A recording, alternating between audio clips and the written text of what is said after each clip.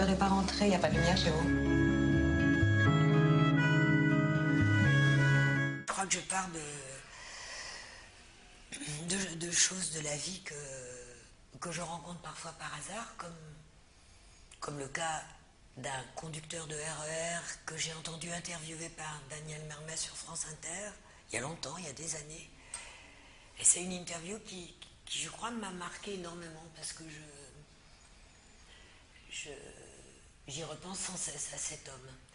Et je crois qu'il a été un des éléments, un des points de départ. Le deuxième point de départ, c'est l'histoire d'un père veuf qui a élevé sa fille seule, qui a, on peut dire d'une certaine façon, un peu sacrifié sa vie pour être le meilleur père possible. C'est-à-dire, il ne s'est pas remarié, il n'a pas fondé une autre famille.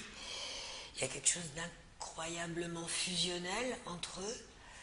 Et maintenant que sa fille est une jeune femme, il sent que le temps de la séparation est venu. Et ça, cette histoire, elle est personnelle. C'est quelque chose que j'ai connu de loin, mais d'une manière qui m'a beaucoup touchée, qui est l'histoire de mon grand-père et de ma mère. Un projet prend corps quand justement il a plusieurs sources. Peut-être que l'histoire de ma mère et de mon grand-père n'aurait pas suffi si, les années passant, j'avais pas vu Alex Descalzi devenir l'acteur qu'il est devenu aussi. Et travailler 20 ans avec un acteur, ça crée une relation forte, on vieillit ensemble en fait.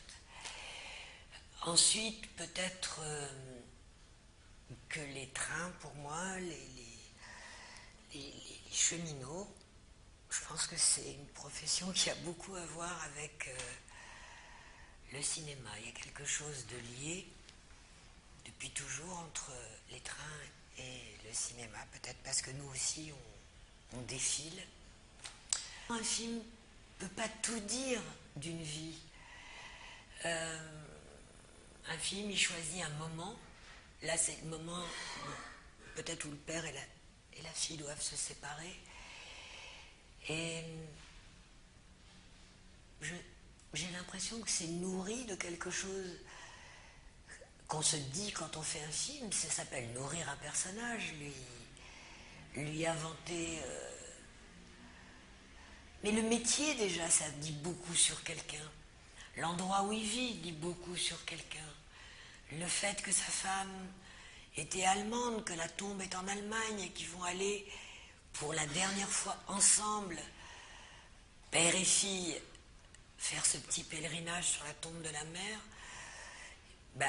je pense que ça dit quelque chose de leur vie, de leur passé aussi. Peut-être que ça dit pas grand-chose de leur futur, mais c'est ça qui est bien dans le cinéma. C'est que il faut bien à un moment qu'un film s'arrête sur un futur possible. Comment tu peux vivre comme ça t'étouffe pas?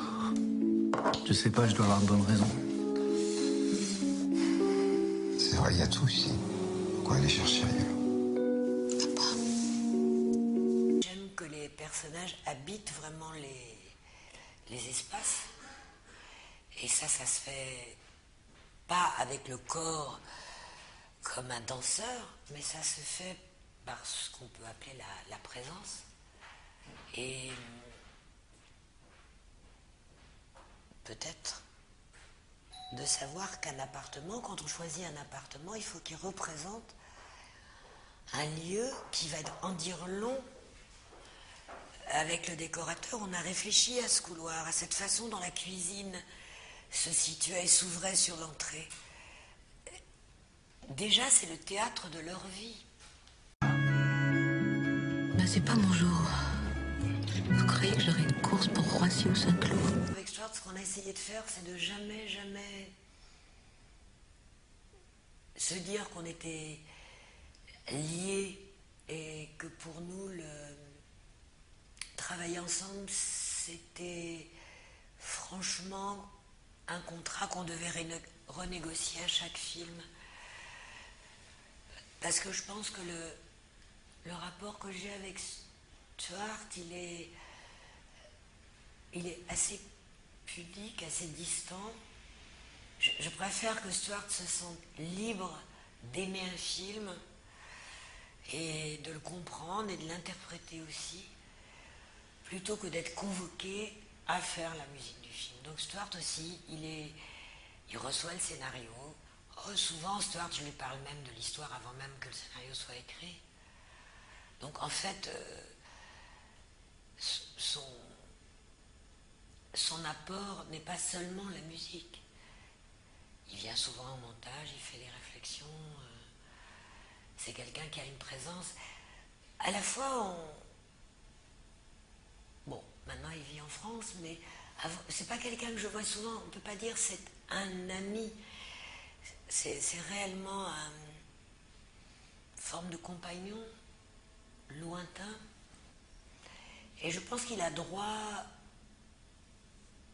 aussi de me dire oh ben non, ça m'intéresserait pas, ou je ne comprends pas cette histoire. Je pense que ça c'est important pour nous. Ou que je lui dise, comme quand j'ai fait Beau Travail, non, là je préfère m'occuper seule de la musique, je pense qu'il n'y a pas de place pour toi dans ce film. Il m'a dit qu'il aimait l'histoire. Quand il a lu le scénario, Bruno l'a fait traduire en anglais, il m'a dit qu'il adorait. Et je lui ai dit que s'il était d'accord, comme il y avait des musiques de source dans le film, vu les scènes, je pensais que ça n'irait pas qu'il y ait une chanson. Parce que d'abord ça se passe à Paris, alors j'ai dit peut-être, ou alors il faudrait une chanson en français. Et curieusement, on s'est un peu dit à un moment qu'il n'y aurait pas beaucoup de musique, qui composerait peut-être un thème. Et il est venu me voir, ou je suis allée le voir chez lui, en Corrèze, avec un premier montage, et il m'a fait écouter un thème en me disant, tu sais, c'est pour le début du film, peut-être tu vas pas aimer, mais voilà, c'est venu comme ça. Et c'est le début du film. Le film était même pas vraiment monté, c'était comme si c'était déjà inscrit dans le film. Avec le monteur, on n'en revenait pas, quoi. C'était... Alors j'ai dit, oui, bien sûr. Et puis, il y a 5 autres thèmes qui sont venus après, chaque fois un petit peu, écoute, j'ai apporté ça, peut-être ça pourrait être ce moment-là. Par exemple, l'autoroute pour de l'Allemagne, j'avais pas du tout pensé qu'il y aurait de la musique. J'aimais le bruit des camions. Et un jour, il m'a dit, j'ai fait ce thème pour l'Allemagne. Évidemment, je pense que Stuart, il aime la bande-son des films. Donc jamais il va faire une musique sans avoir entendu la bande-son. Souvent, quand il prépare le disque, il me demande des sons, des voix, les bruits des trains, il les adorait. Je pense qu'il essaye toujours, au contraire, de rentrer dans le... il aurait horreur qu'on mixe la musique séparément du film. Il aime beaucoup qu'on mixe la musique dans la bande-son. Ça, il aime beaucoup. Et alors, elle a une place importante. Mais je ne pense pas qu'elle écrase la bande-son. Au contraire, j'ai l'impression parfois qu'elle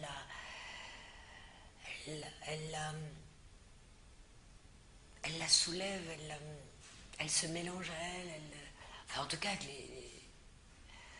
tous les sons où Alex conduit le train avec la musique, j'ai l'impression que c'est le train qui génère cette musique. Mais c'est quoi cette histoire 35 Roms. C'est une vieille histoire. Je suis toujours curieuse de tout. Que rien ne m'angoisse dans l'éloignement, au contraire même.